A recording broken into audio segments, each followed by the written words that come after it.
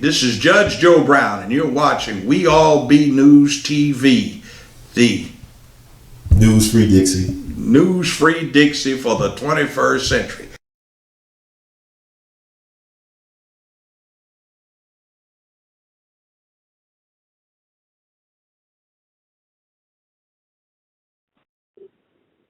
Hello. Hey, Judge Brown, how you doing? Yeah, brother. What's happening now? No, there's too much stuff going on. There's too much crazy stuff going on. You doing all right tonight? I'm doing all right. How about yourself? I'm good. I can't complain. I just want to talk to you a little bit. I know people be asking me all the time about what Judge think about what's going on right now, and I want to talk to you, get your perspective of things that's happening right now. Do you mind? Do you have some time? Oh yeah, go ahead. I got All about right. half. All right. Cool. Great. Here I go. We all be is under heaven once again, the one and only, the Honorable Judge Joe Brown, to give his insight on what is going on in the world today. How are you doing tonight, sir? All right, Mr. Hurd. I'm doing fine, young brother. Man, it's good to hear your voice because I have a lot of things to ask you. I know people approach me in the street when I'm traveling. I will always want to know what Judge is thinking about this and that. But I know that I've been following you on Twitter and social media that you had a gripe about the recent blockbuster Wonder Woman. Your take on it was not very favorable to the movie. And I just want to get your take so people can understand what you're talking about and they can do their own research. Okay, you can look this up. Wikipedia online. Wonder Woman. It's very interesting. The guy that invented Wonder Woman, the author, is the same person that came up with the polygraph. Okay. Let's say he had a lot of freak in his soul. He and his wife had a live-in girlfriend that made a threesome for years, and he modeled Wonder Woman on her. Those bulletproof cuffs she's got, they're called the uh, bracelets or cuffs of submission. That lasso that shines, that's supposed to be the rope of truth. And then she's got a coil of submission. And she started off as a lesbian. She went to being bisexual. And what she did, since this comic book came out in 1941, is she had this invisible airplane. And she and this Amazon lover would fly to Germany in this plane, and she'd seduce the wives of Nazi generals and get information. And then that went on through Korea with the Soviets and so forth until modern times.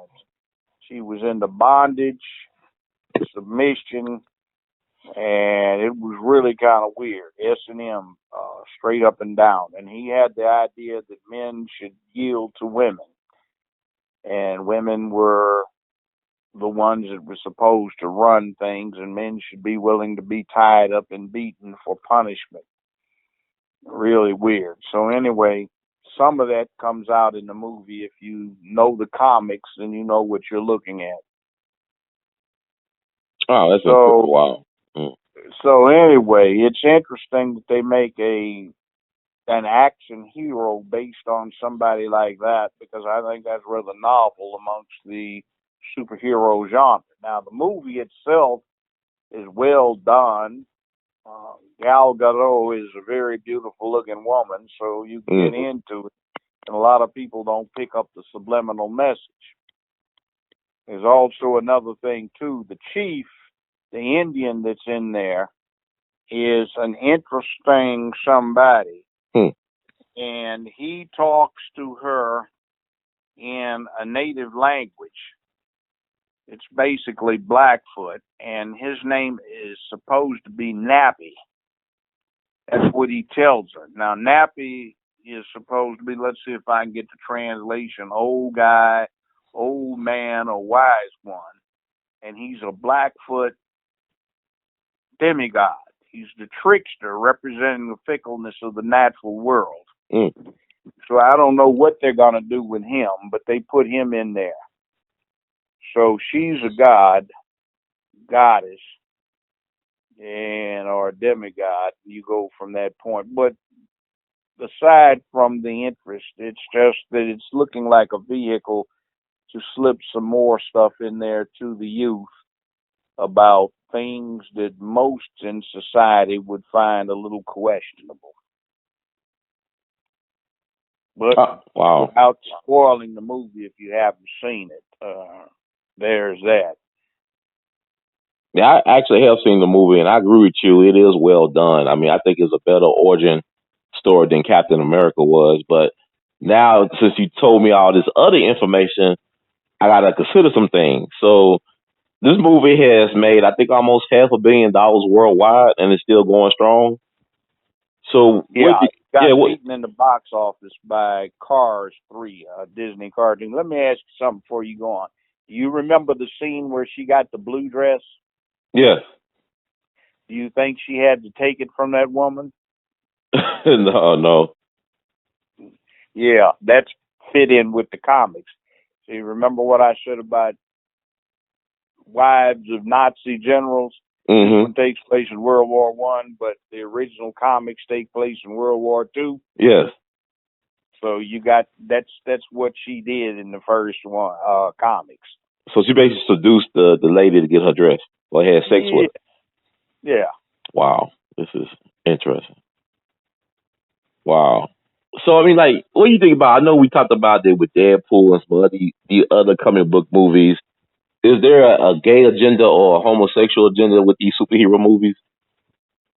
Let me say this. They're taking advantage of the control they have over the Hollywood entertainment industry or have taken advantage of it to run about 45 years worth of very subtle propaganda to acclimate the public to their worldview. What I'm picking up is it's not just the homosexuality, which is their business. They can do that if they want. It's lifestyle. I put this to some people. It's like Alexander the Great was clearly, by all historical accounts, almost exclusively a homosexual, though he did have a few wives that he took. Julius Caesar was known to be bisexual, but the two of them pushed the precepts of manhood. What you get right now is an LGBTQ, let's say, extreme feminist propaganda thing to down manhood. See, that's what's different about it. It's not just a homosexuality, it's anti-masculinity, if you get what I mean. And that includes the concepts like duty, honor, obligation, responsibility, courage, bravery, and those things. And they want to downplay them, and they want to get rid of certain standards. And it's do your thing, do what you want to do, not what you should do. See, all those standards were looked at as part of a suite of things that set up a landscape that was anti their thing. So rather than just modifying it, they want to destroy it. That is the problem. And Hollywood itself is not a very honorable place. Most of it is a cesspool, and then there are sumps in the bottom of the cesspool. Aside from that, one of the things that they're doing that I do not like is that they're having a problems in broadcast TV and also by extension cable and satellite with commercial sponsorship. If you take a stopwatch and you time a typical show, you will find in 30 minutes you get 16 minutes of commercials and only 14 minutes of content, and they're running out of content. So what's going on politically is a great way to keep you tuned in so they can get advertising dollars. Now, what's going on in politics is not particularly unusual in the country's history or in recent history. It's just that the media hasn't made such a big deal out of it. They want you to stay tuned because they have little else to keep you interested in what they do. Now, I said this about Trump several times when I'm on, and it's like They had a thing back in the 60s. Don't necessarily vote for the lesser of two evils. Mm-hmm. Vote to heighten the contradiction so you can see what's really there. Right. Trump's not responsible for what you're looking at. He's just sort of a catalyst that brings it out. It's there, but they feel comfortable coming out now. All of this stuff that you see with the police is probably not as bad as it has been or used to be. It's just that the media is covering it now for sensationalistic purposes so you can become aware of it. They cherry pick on the stuff they pick out. There's a lot more going on a weekly, monthly basis than you hear about in the news. It's just that it was not politically correct before to reveal it or get into it, but it is now because it generates ratings. Right. And it is bad. And as far as African American / black people are concerned, we've got a big problem. Like in one particular college or university up in Michigan, University of Michigan, actually, I'll mention the name. The black students seem a little misguided. They're going all off saying the wood paneling in the student union reeks of white male racism, so they feel intimidated. But all they're talking about is just plain wooden paneling. I mean, get over it. Find something else to get involved with because there are a lot more important issues. You know, Cosby's thing. Look at this thing on Bachelor in Paradise. They had the big to do about improprieties. And then it turns out that the network looks at it, analyzes all the footage, and they say there was nothing going on. What it looks like, apparently, is the girl was trying to cover for her actions, so her disgruntled boyfriend wouldn't be too angry. What it reveals on the tape is she gets in the swimming pool with the guy topless, wraps her legs around his waist, and things happen. And she wants to say that she was intoxicated and was taken advantage of, and people on the scene say she was not and was quite lucid. You know, that's that old time thing. You know, sometimes it's real and sometimes not. But we tend to jump to conclusions when it's a black man. And this thing now that they're spreading around, the media is just feasting on it to get attention. Only 2 jurors hung out for not guilty. Well, there was a trial I can recall I had as a defense lawyer. And it was when Tennessee tried to get death penalties for 16-year-olds before they changed the law. So he was accused of murdering the perpetration of a robbery. And on the first jury, we managed to get a hung jury with 11 for guilty and 1 for not guilty. Some months later, we got an acquittal of this boy. And then a few months after that, some other man took religion, felt weirded out about it, found he was sick, and he confessed to the crime. And it turned out to have been him, and they wanted to get otherwise this boy on death row. But you see, there are all kinds of things can happen. So it is important to understand the concept of reasonable doubt, and it's also important to not shirk jury duty. I'll tell you that from looking at it for 10 years. Judge, what is it, man? I don't want to wake you at night, man, but I got a summons for jury duty. How can I get out of it? Don't get out of it. You need to be on it. See, we do that and then complain. Now, you see rank hypocrisy in the media. You've got certain segments of the media that were hollering about roasting Obama, and they had bad things to say about him, and they were rabble-rousing. And this guy, Ted Nugent, the country and western star, was saying he could suck on the barrel of my machine gun. And now Right. that same person is talking about the Democrats are inflaming people to go out and kill Republicans. Oh, come on. Hmm. You know, people aren't that gullible, but stuff can build up over a long period of time.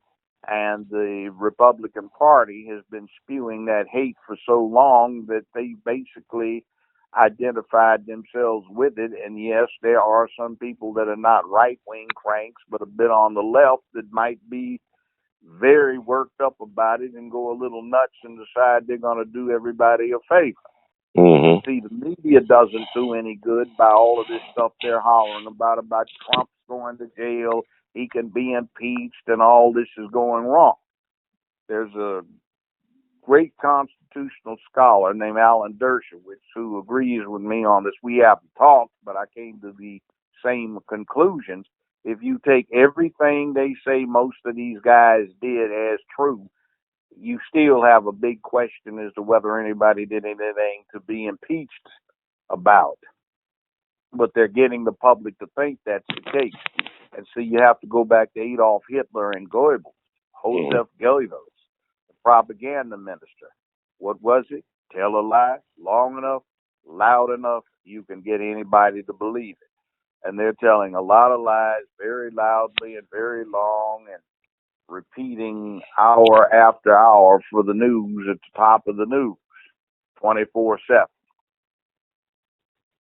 So be careful what you go for.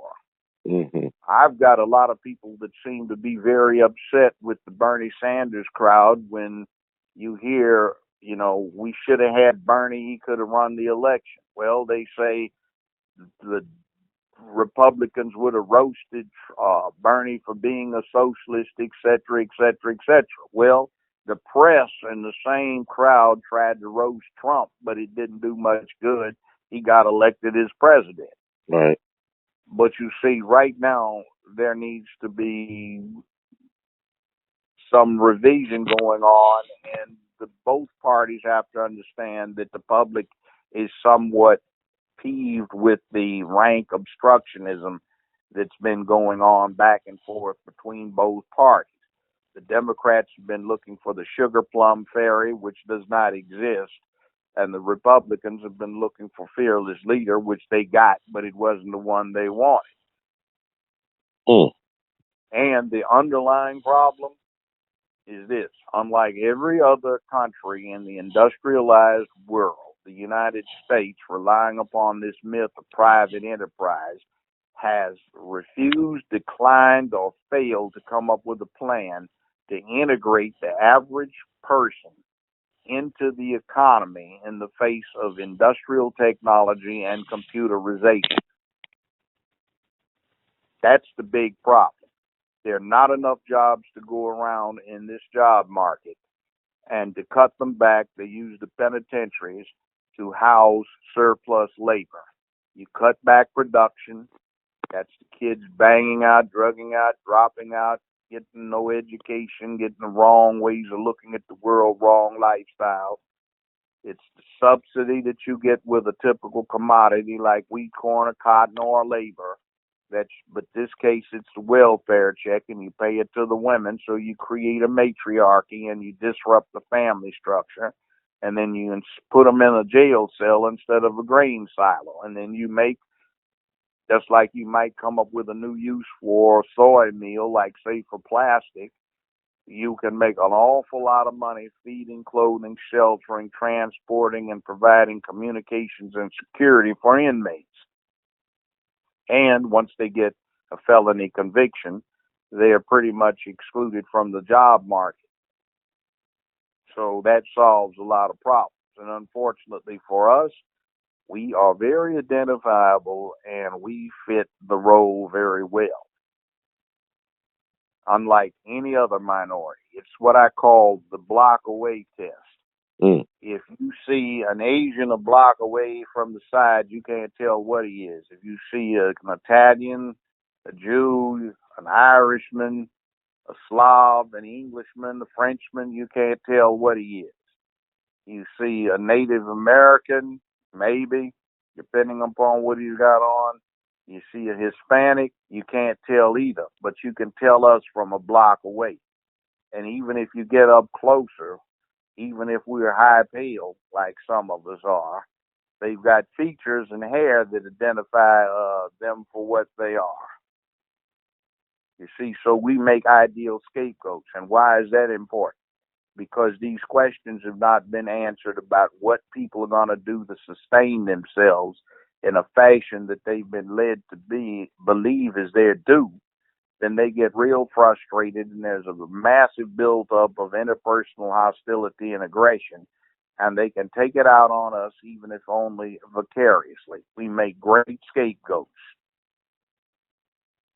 So we serve a very important function for this society. It's a negative one, and the system needs to get rid of it.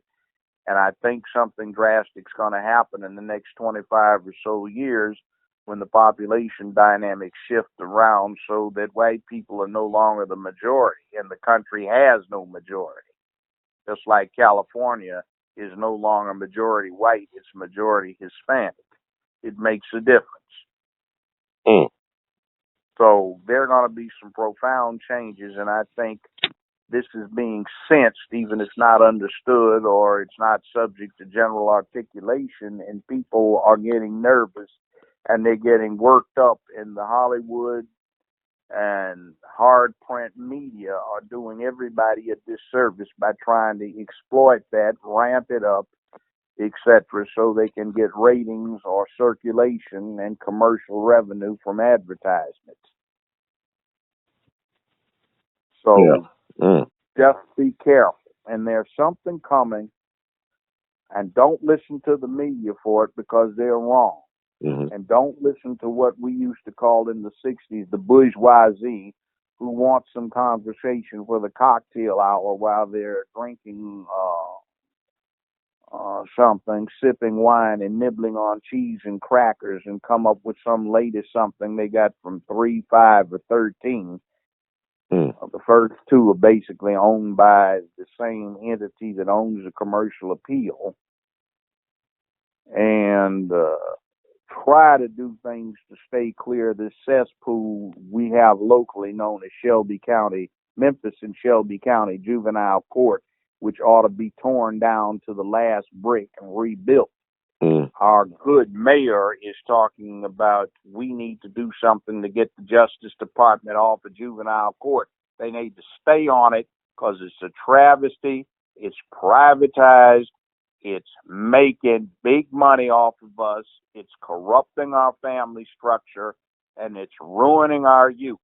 And some people ought to go to jail who work down there like they did in Pennsylvania for selling kids into custody because they get money for it. Oh. Now, that's going on, and we don't have payment. We don't have any attention to that.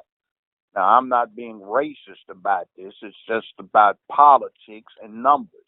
But Memphis is the largest majority black city in the United States of America. But look at it. This city has a regressive tax situation that it pays for things with. It does not have a state income tax. And most of the revenue is generated by fees, like for registration renewal. It's generated by property taxes, which the majority of the property owners in the city are African American or black. And it's generated by food tax, which, as much as we eat, and some of us are kind of big now, we eat a lot, so we put a disproportionate share of the revenue into the city coffers. But instead of it coming back to us, it's built for all sorts of projects where the city, with the craven city councilmen we have, not every one of them, but too many of them, who get something else going on for them rather than delivering good governance and getting satisfaction from that. They have basically let us down. Not all of them, but most of them. And as a consequence, our tax dollars are distributed to the very few who are in these 5 things: real estate acquisition, real estate management, real estate development, construction, and supply of construction material. In other words, what you use to build with. And then you've got FedEx with the distribution thing, which is also, to an extent, though it's diffused, with UPS and the post office with the bulk mail center. This ought to be the transportation hub. This is the transportation hub of the United States. It ought to be the main port of entry for a lot of Atlantic trade that would come in by ocean-going barge transports filled with already loaded barges that would get dropped off in the port of New Orleans and come up to President's Island, to the world's largest barge unloading facility. And where you have a transportation nexus, you ought to have a manufacturing nexus. The technology is already there to put massive power generating water turbines in the Mississippi River, where the flow and the current is strong, reliable, and continuous, to get more electric power in here for industrial purposes. There's plenty of water for industrial purposes. So you can't drink that nasty stuff out of the Mississippi, obviously, but you could sure use it for industrial purposes. But you see, that's what ought to be here, but it's being blocked. And we spend $35 million where the taxpayers build Beale Street Landing for one person to operate and run a gift shop, bar, and grill, and pay us $1 a rent for a $35 million structure we've built for him. And then he bails on it, so we're stuck with it. There's a giant catfish jungle gym right down at the end of Beale Street on Riverside. That's the kind of stuff they do. Nobody has gone out and exercised eminent domain for these leases on Beale Street. That, the last I checked, the primary leaseholders pay the city $250 a month for so many square feet of a lot, and then turn around and sublet it for 15, 20, 30, 35,000, and they don't run clubs. And see, the city could charge a uniform rental rate of say $5,000 a month for that. People running clubs, with the caveat being you have to actually be running a club down there. But see, we let that revenue go. Harold Collins and some other people raised hell down here about Handel Durham, a black lawyer who had some liquor stores. He had a contract with city court to collect past due monies that were owed to the city court clerk's office. And they raised all this think about why is he getting 10% on the dollar. And then it turned out he was only one of 20-some people, all other 19 being white, who were having the same deal, with the exception that they were getting 20% and not 10%. Wow. You see how they go? It's just a whole lot of nonsense where we get ripped off. The money's there, but it is distributed in some awful ways to other people, and we don't get anything out of it. The city's only, the registered voters in the city of Memphis are only 19.1% white. Just think about it. But look what they've got. In the county, it's 24.8% white, but they run everything. Now, I'm not saying it's anti-white. It's just, you know, they're not getting much either unless they're in the upper echelons. Mm-hmm. So, county commission, answer to the public. Those deballed voting machines are corrupted. All you need is a smartphone or an iPad to call an election in this county the way you want it. You can dictate it. You don't need codes. You don't need to hack into anything. It's wide open because there's no security for this system that's 17 years old, based on obsolete Windows 2000. The government gave the county all the money that it needs to replace every one of these machines. All it takes is a resolution by the county commission to do so. But every time it comes up, we have at least 3 Democrats, usually 3 black Democrats, who vote against it. Why? And then you've got some people, like one of our black election commissioners who runs around spreading the tale that says it's up to the election commission when it's not. It's up to the Shelby County commissioners. And we get fed a lot of misinformation, and it's hell. We've got a DA's office that has made a point of being biased in their prosecution of individuals who could be charged with crime. We've got a criminal bench with but very few exceptions has absolutely no interest in delivering the social engineering and justice that I delivered for 10 years to do something about turning the problem around. And in fact, they do everything they can to make it worse by way of a containment solution instead of a correction solution. So we've got a real mess in this city, and it's getting to be very typical of what's happening in the whole country because the dynamics, the population dynamics are shifting. And this myth, another big lie that's been told about the sacred nature of private enterprise, has caused the government, following this propagandistic myth, to neglect its responsibility to seeing to and promoting the general welfare. And by the way, that's from the preamble to the Constitution of the United States. So we have a bad, bad problem. And it's going to get worse, but the press is making it look worse than it is because it's good for their business. So just keep that in mind. Wow. I mean, Judge, you get a lot to chew on and to swallow in terms of, like, food for thought. I mean, that's a lot to take on with the reality of Memphis and what Memphis could be, which is a great possibility. But I know I had recently went to a hearing, or they had a rally or whatever they call it, a community meeting last week about removing the Nathan Bedford Forrest statue from downtown in Health Sciences Park. About 300 people came out, but a lot of it were white people. It was some black folks that expressed some things, but it's like a lot of white folks were more interested in trying to hide the truth than just trying to remove the statue altogether. They wanted to hide the history. So I just want to get your take on that.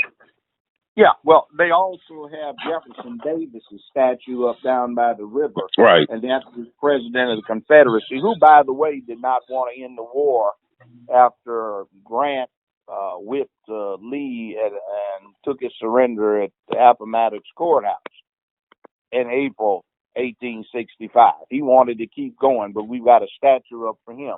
Now, the state legislature, dominated by the Tea Party up in Nashville in 2016, that's last year, passed a series of acts, and you have to get their permission to move a monument. But you know what I said? Well, let's show them something that we can do down here. You've got a lot of World War II veterans buried in the area.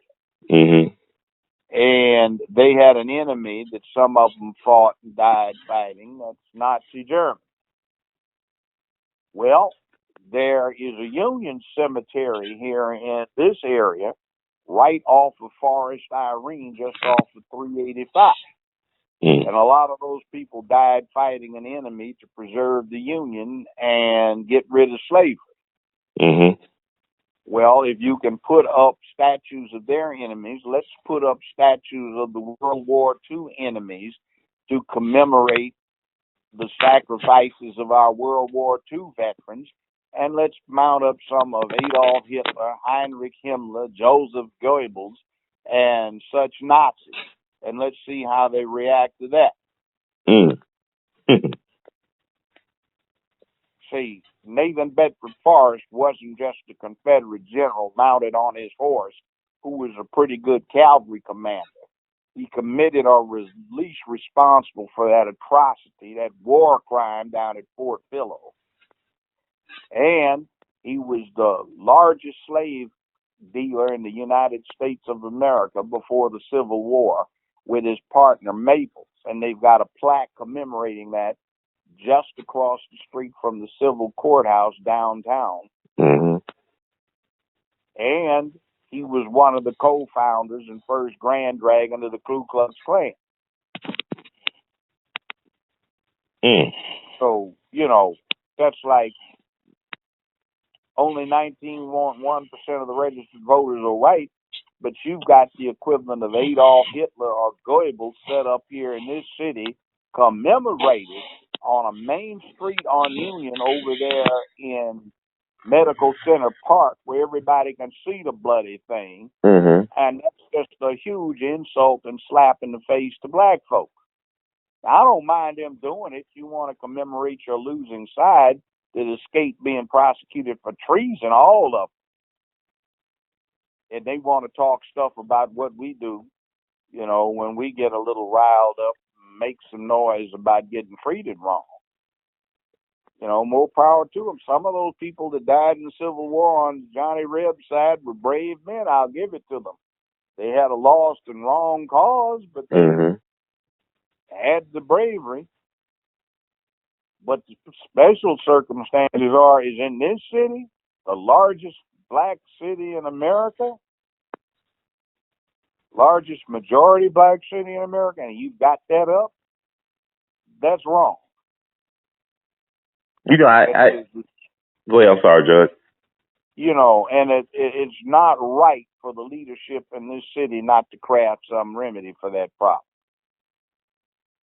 Yeah, I know. Yeah, I would. Orleans and in Louisiana, but what about here? Well, I know you've got statues, but there's something that you could do. Exercise eminent domain. Hell, take that park and build something else. You want to give away all of the tax dollars to the selected interests that don't really care about us. How about that? Yeah, it was interesting because I spoke at the event as well. About over 50 people expressed their concern, blacks and whites, young and old, I guess well off and not so well off. But also I was impressed by the young black folks. See, a lot of them were very angry about the situation with the statue. And I know last year when that I-40 bridge shutdown happened, it happened on the same day of the Nathan Bedford Forrest birthday celebration, which I reminded people, made people aware that it takes place every Sunday. Every year on the Sunday before his birthday, which is July 13th, and that the state of Tennessee recognizes Nathan Bedford Forrest as a state hero. So it's real deep like that. I've said, to me, you can't shut down the bridge every year. So what are we really going to do about this? Y'all can't shut down the bridge every year, but the white folks still going to held their celebration, Nathan Bedford Forrest, like they've been doing for the past 100-something plus years. At that site. Well, why don't they take that statue up where they've got a state forest for him off of I-40 going up to Nashville? Right. And Jefferson Davis, that needs to go. They put that statue up in the 60s, though. The Jefferson Davis statue was there in the 60s when they put that statue up. I couldn't tell you. But the interest about the Forrest statue that they actually turned that statue around to face south back in the 40s. That's what people tell them. That they actually turned that statue around to face the south. It needs to be taken down and put in somebody's Confederate War Museum. I agree. With all due respect to the descendants of Confederate soldiers, hell, the last president we had, Obama, was a descendant of two Confederate Army officers in the Civil War. So people can't do anything about their ancestry. It's already a legacy they can't do anything about. But out of respect to them, okay, fine, don't turn it down into scrap metal, but put it in a museum. Just don't flaunt it in the face. I'm sure there are images and swastikas somewhere concealed in current unified Germany. But you don't need to have statues glorifying Adolf Hitler and Himmler and such like, insulting the people. And let alone, they've got a sizable Jewish population that's returned. You don't do that to them, though anti-Semitism is being built back up in Europe and here, though I think one of the problems is that I think some of the problem is anti-Zionism that's getting translated into anti-Jewish. That's wrong. But what's the difference, Judge? Can you explain to us quickly what the difference is between anti-Zionism and Let's talk anti-Semitism? about Nazi Germany. Nazi Okay. Germany was Christian, but what do they put down to commemorate most of the dead veterans? A cross. Mm-hmm. So do you jack up Christianity just because the Nazis were Christian? Mm. See what I'm saying? Right.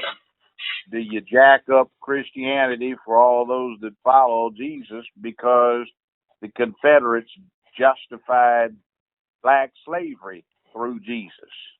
Mm. You see how that goes?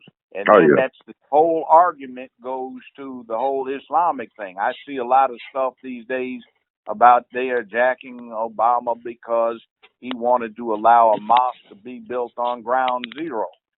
Well, hell, they've been trying to put up 10 commandments in courthouses in downtown Oklahoma City, but I understand that a good Christian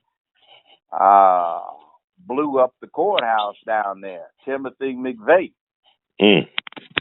You see, religions are ubiquitous and widespread, and just because you have some of the practitioners of one religion doing some things you don't like, that does not impute negatively to the whole religion. We have the Nation of Islam locally, and anytime there is a problem with, say, somebody molesting or stalking young girls going to school, the nation turns its people out and they go protect the community. See, we've got another, speaking of that, protection. You should see some of the stuff that they sent up to Sessions and Company. That's the U.S. Attorney General from Memphis. And that's Wyrick down there. The DA has been justifying a lot of stuff because of the harsh sentences. But they're recommending the stiffest sentences for a given crime in the whole United States of America right here in Memphis.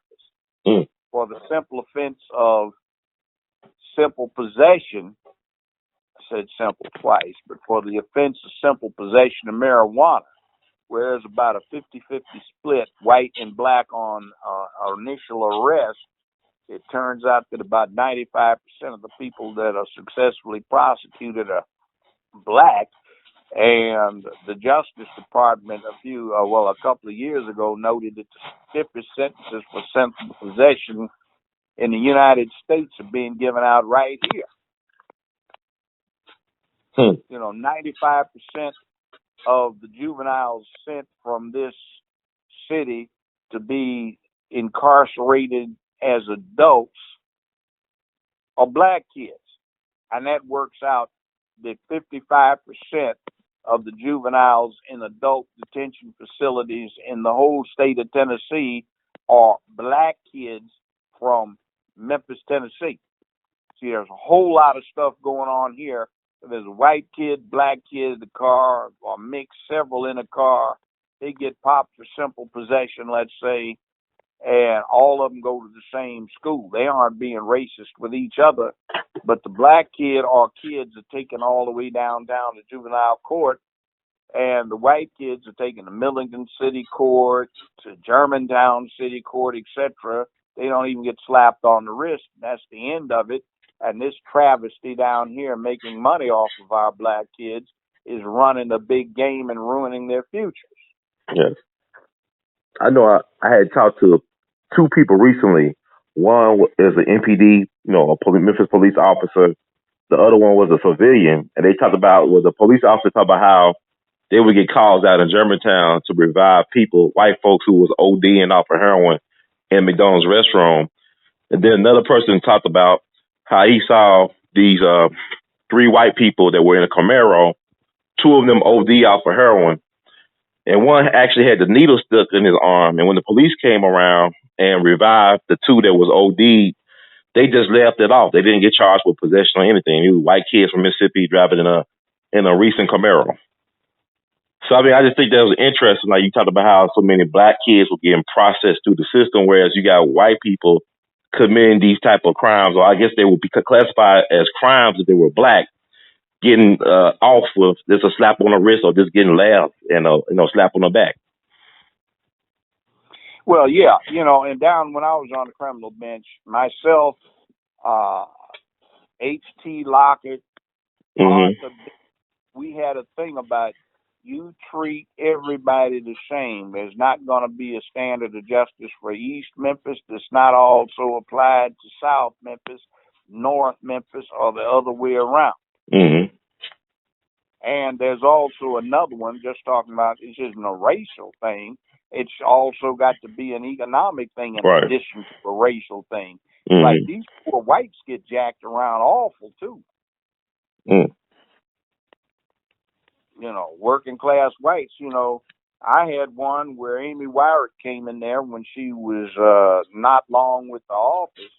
It was in Judge Daly's Division 5, and they claimed he was in trial, so they wanted me to take a plea. And I said, okay, I will. So they walked in there with that case, and the defendants were white. It was a very affluent young lady and a young man who wasn't so affluent but was her boyfriend. They wanted to drop the case against her and give him 1 year upfront probation, judicial diversion so he'd have no record, and unsupervised probation. But something struck me as smelly about it, so I demanded that we have a hearing on it. The hearing wasn't going too well. I reset it, called Metro Narco down there.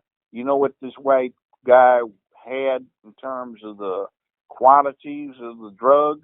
He had 2.5 kilos of cocaine, and they wanted to let him off on 1 year unsupervised probation on diversion so he would have no record. Wow. And Metro Narco was hot because this kid had been a bartender, and they'd been trying to get this case together for several years. Mm. But the girl had an affluent family that was well connected. Wow. Now, what do you think they would do to us with 2.5 kilos of coke? That would have gone to the federal system, where that is 25 to life, and in the state system that would be 40 to 60 years. Man. And don't forget, there was a whole lot of crystal meth involved too, LSD, Quaaludes, and some heroin and other opiates. And they were going to get this kid 1 year upfront probation, time suspended, judicial diversion, unsupervised probation, and dismiss the charges after 1 year. Man, what I know he should have married that broad after all of that, man. Wow. Yeah, but I wouldn't accept the plea. I told him if he was going to plead guilty, he was going to plead cop out to the felony, Class A, or at least Class B, and I was not letting him come in my courtroom once I had gotten jurisdiction of it and get away with a sentence that could have let him be served out here in the Shelby County Correctional Center. I said 10 years, Department of Correction, or we going to trial. Wow. Oh, man. They ain't like you, Judge. No, they didn't. But you see, I get people today walking up on the street saying, Judge, how you doing? You remember me? No, I don't really remember you. Well, you gave me some time. I might back. Did I give you enough? Oh, no. See, it's like what you were doing, you were working with all of us. You say, like, the main thing is become men and do what men do, manly stuff. And that means once you find out what being a man is, you can't go around committing all these petty crimes in your neighborhood, selling drugs. You got to stop it. I got 2 grandchildren now, so I just wanted you to know. And, I got a job. I take care of my wife and 4 kids, got a house, and I'm so thankful you straightened me out. Well, I think I remember you now. What was that? That was about 27 years ago. 26 years ago? Yeah, you remember. I said, yeah. coming back to me now. Mm. So basically, what you saying is like the way you did it was about rehabilitation and saving a person, wasn't throwing them away and locking throwing away the key. Well, some people were so bad. Let me be candid. Mm-hmm. The only thing you could do is put them up under a jail. Mm. They were such sociopaths and so wrong and evil that there was not much that was going to happen other than them making somebody else miserable. Right. Then there were people that, okay, this guy needs a purpose. He's got no daylight at the end of his tunnel. What purpose can I give him? To show him that he really wants to be a man and show him what being a man is about, which is something that kids don't see now because society is so anti-masculinity. Mm-hmm. You know, duty, honor, obligation, responsibility, courage, and bravery. When you do those things, you can stick your chest out and feel proud. Even if times are bad for you, you can look in the mirror with pride saying, I am a man. And I cannot let myself slip because I have to be a man. Well, let me ask you this, Judge. You said out that we just had Father's Day, and I wanted to talk to you on Father's Day weekend, but it's interesting when you go through social media because everything is amplified now with technology. That people got this thing about fathers and Father's Day. Like you got women thinking they could be both a man, a father and a mother, and people will use Father's Day to disrespect the men. And there's a lot of good black men out here, in particular, that are doing great things with their children. And I agree with you. I say to hell with that proposition. A woman can't be a boy's father. Mm-hmm. She might try to compensate and find some men to stand in for an absent dad. And by the way, it ain't fair to your children, male or female, to on purpose have a series of children out of wedlock with no father around. Mm. That's not cool. Not at all. And that's part of this whole scam they've been running on us for 45 years, where our landscape is, instead of going out and understanding you have to work hard to get ahead, just have some more babies, you can get a check. Right. You know, you got the latest boyfriend, you can feed him steak and lobster and feed your kids hot dogs. I got that from a good lady friend saying that's what's wrong.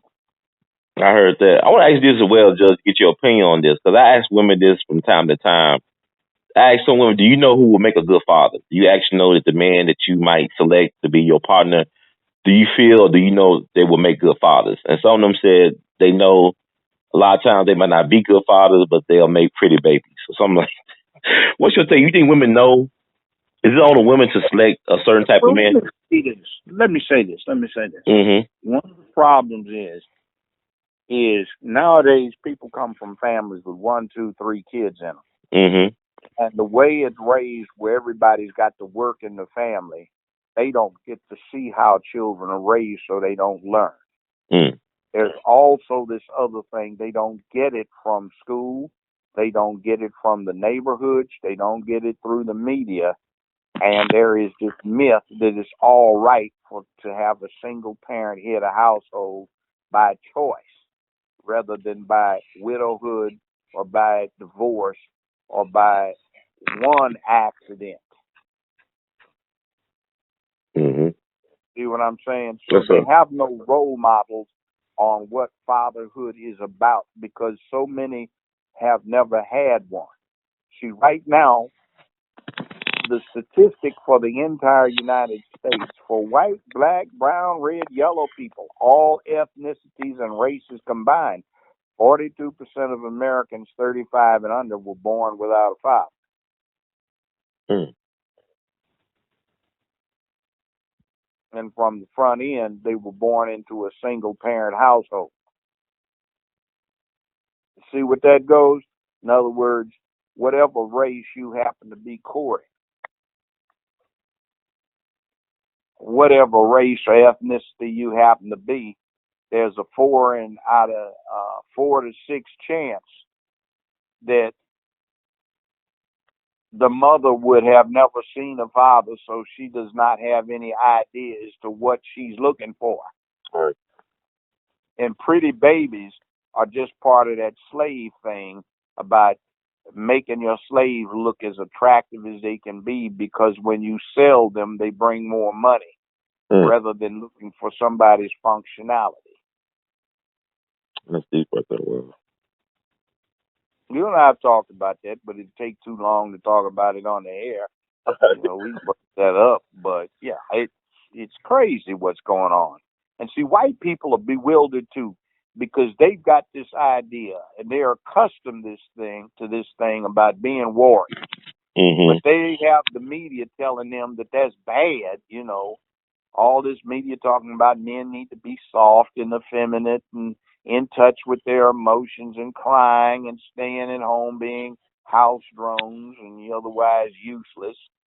You know, that doesn't work for them either. And they're bewildered because 45, 50 years ago, Dad could have, you know, gone through high school and done what he did, got together with Mary Ann, and Uncle Robert would have gotten him a job in the warehouse driving a forklift. He'd join the union and he'd be making it all right. Now there's no such job available. Exactly.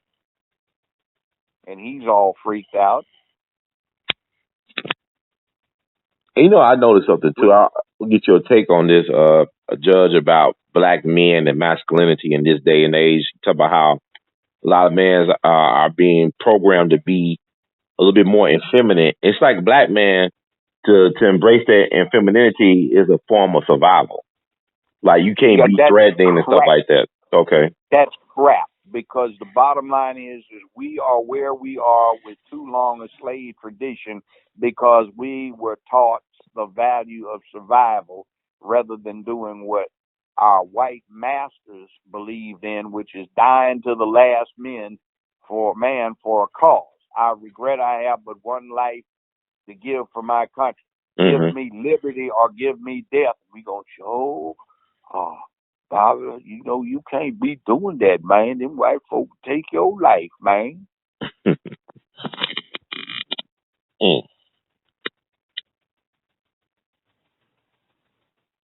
See, yeah, go ahead. that's how we are taught to think. What about, like, have you seen, I mean, I want to get your take on, we talked about black folks being on attack right now. Your take on the Philando Castile verdict.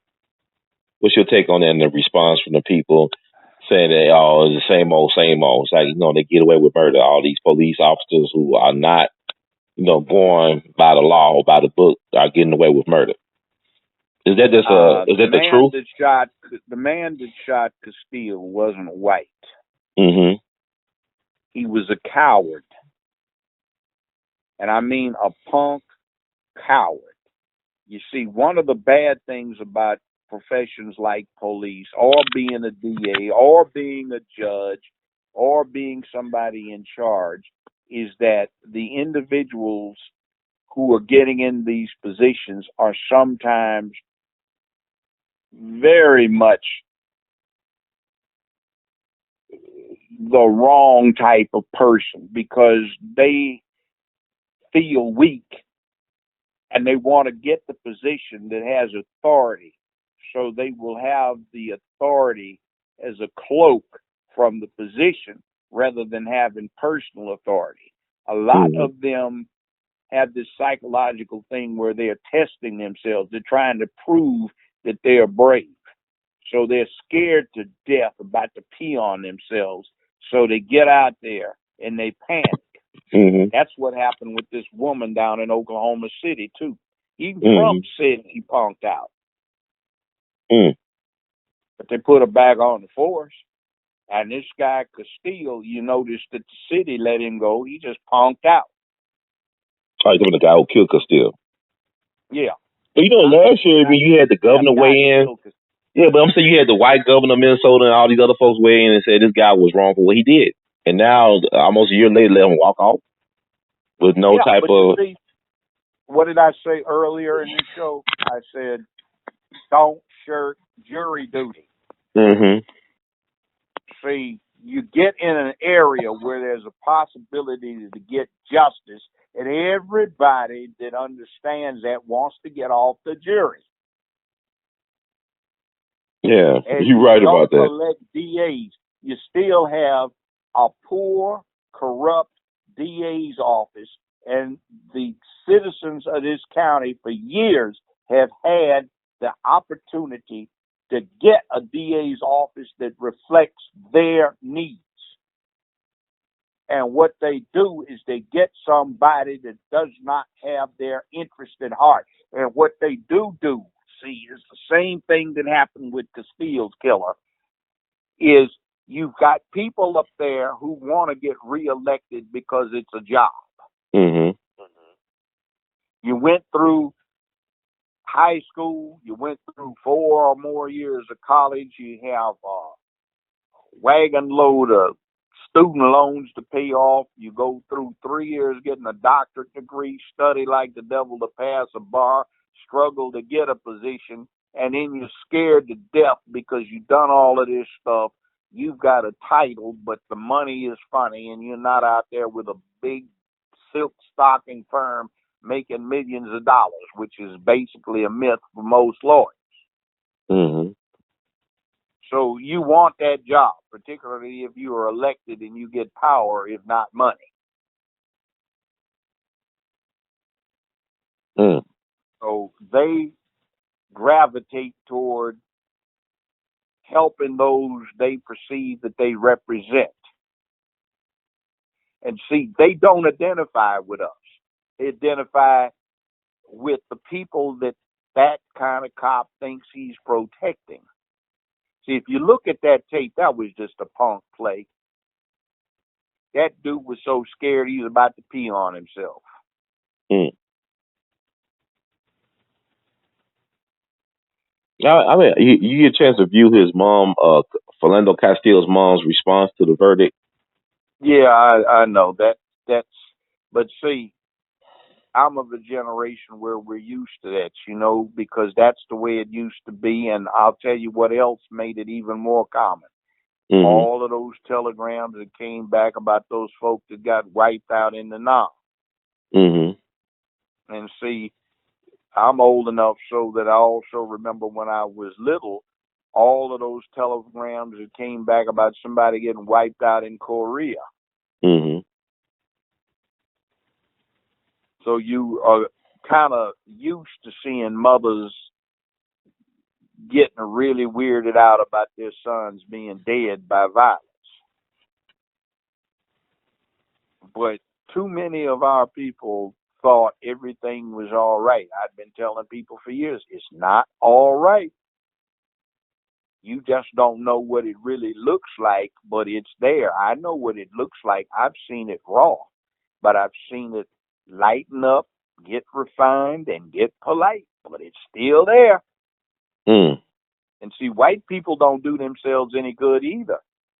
And speaking of white people, everybody that's proud of being white or whatever you are, you need to go take one of those DNA tests like you get from Ancestry.com and see what your pie chart looks like. Mm. You might be in for a shock, but the Ancestry.com one doesn't really get into detail. You need to get into one of those that gets into detail that shows your real background.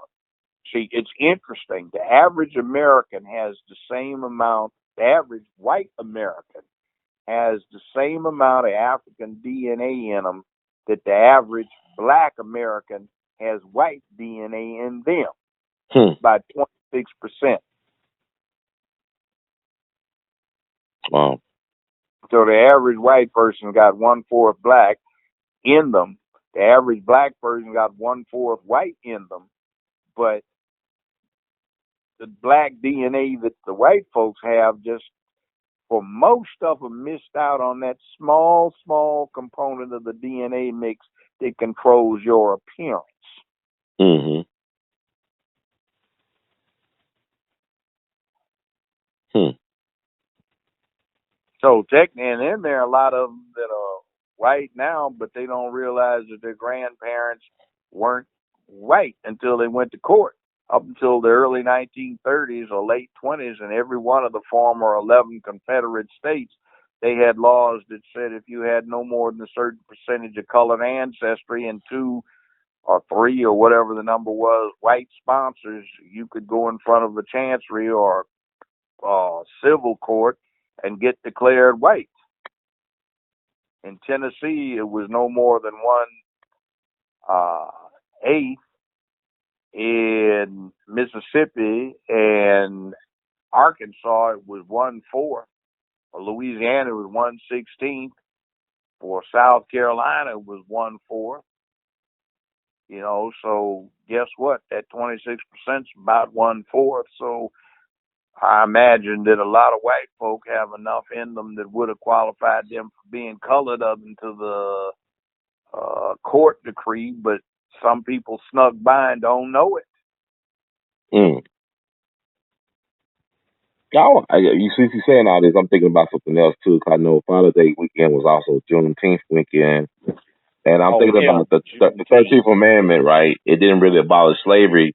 So should we be celebrating Juneteenth? That's what I want to ask you. You can't drag me out to celebrate Juneteenth. We will talk about it. Why. Okay. The Emancipation Proclamation was signed in 1863. That freed the slaves in the states in rebellion, which included Texas. Mm-hmm. January 1865, the 13th Amendment was sent out for ratification to the states, and it passed. Tennessee was the last state to sign it, and that was the number they needed to get it ratified. April 1865, Grant whipped Lee's butt and took his surrender at a state house. A month later, Johnson surrendered the other Confederate armies. And these Negroes, all of that time later, find out after they've been free all that time, oh Lord, we've been free. We just found out about it, June 19th. Year and a half or 3 years, year and a half later. And they didn't even rebel because they couldn't get an army to come down there and put the slaves back in order had they rebelled. But they passively went on, shucked and skinned and grinned. That's a disgrace and an embarrassment. So white man told me back in the 70s, he said, Lloyd Brown, I don't like too many colored folk, don't get me wrong, but you from California, so you don't hang your head and shuffle like so many of your colleagues do. But you know one thing? He say, white people don't have much respect for black people because black people never stood up for themselves. And then somebody was listening. Well, what about civil rights? Just that ain't standing up for yourself when you're down on your knees and some fool cracker is beating you across your head and kicking your butt until he feels guilty about it. That's getting your behind beat. And see, he said they name trains and places after Indians, but they don't name anything after black Americans. He said he had a Toyota sitting up in his driveway that his wife drove, and his brother had gotten shot twice on Iwo Jima fighting the Japanese. He said he had a Mercedes Benz in the driveway he liked, and he was in World War II fighting the Nazis. He said, but all of these people stand up for themselves. He said, and black people, they just go around worrying about surviving, and they let us do anything we feel like doing. And they don't do anything back.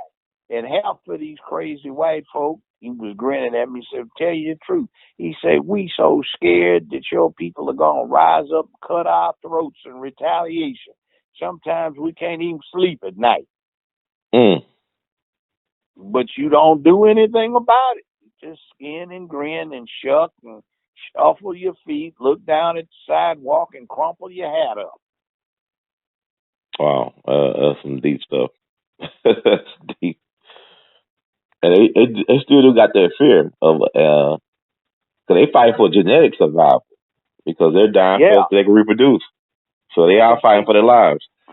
But see, they don't even get it right. Like Aryan Nation. Mm-hmm. Aryans are dark skinned and they're from the Indus River Valley. Read India.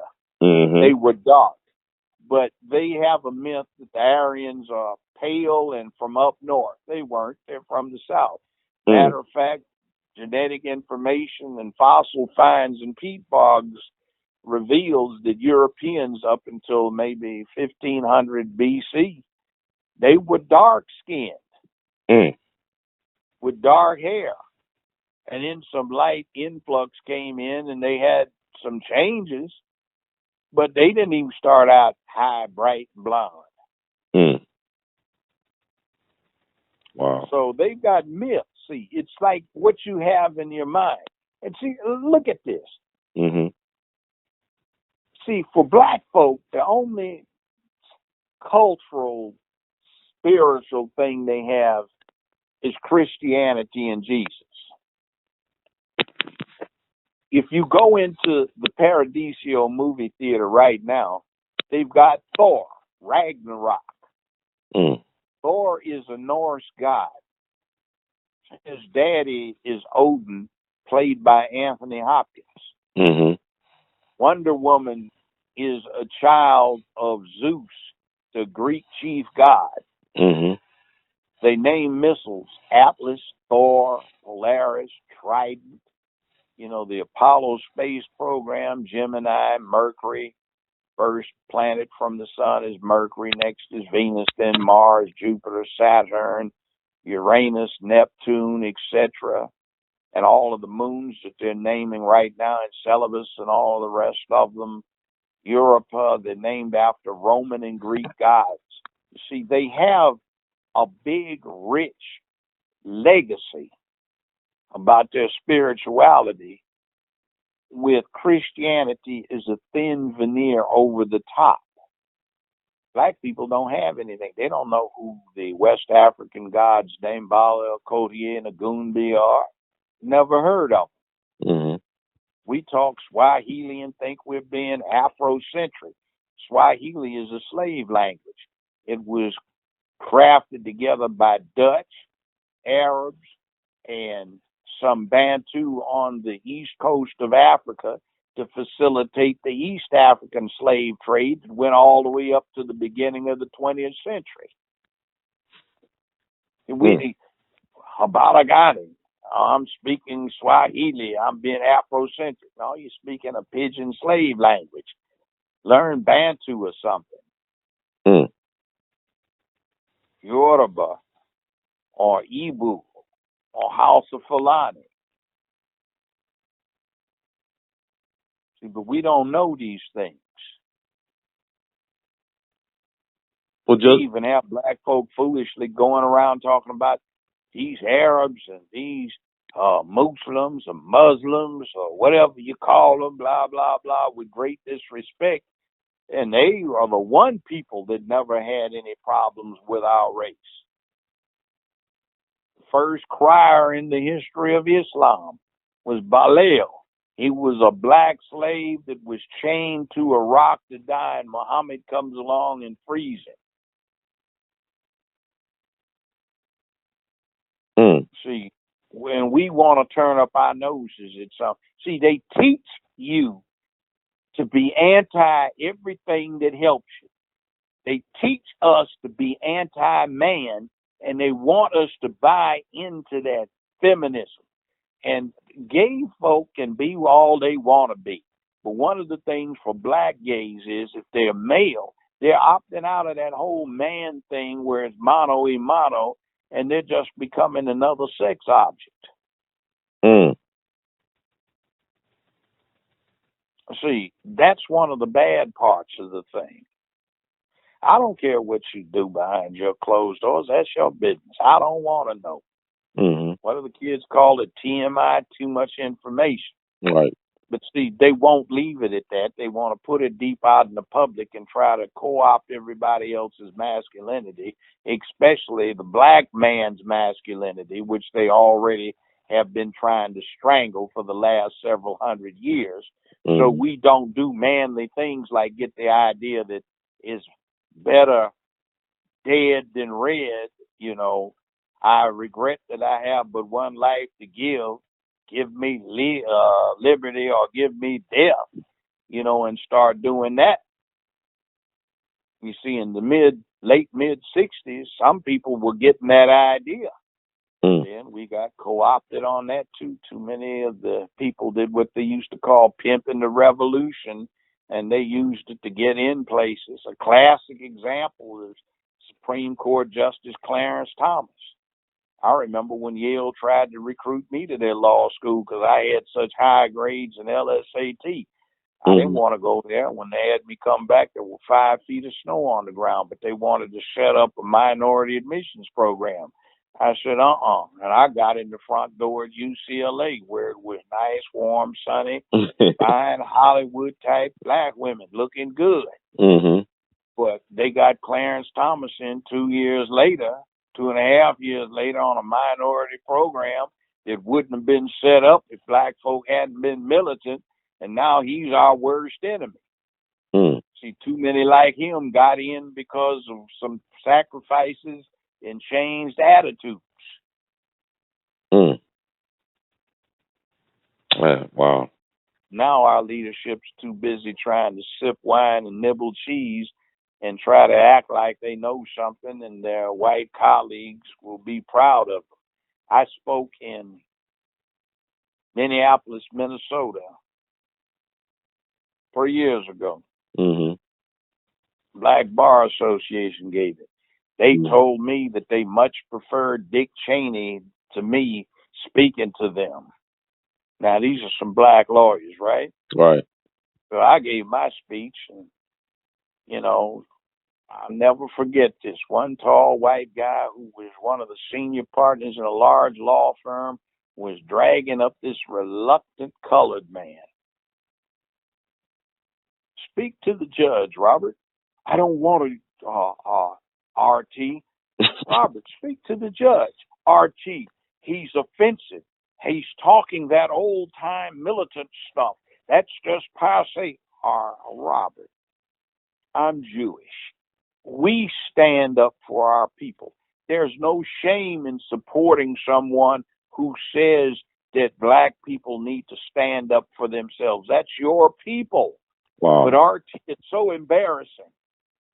Robert, shake Judge Brown's hand. I can hear this conversation going on as I'm signing autographs for folks. That's embarrassing. You know what I'm saying? That's crazy, man.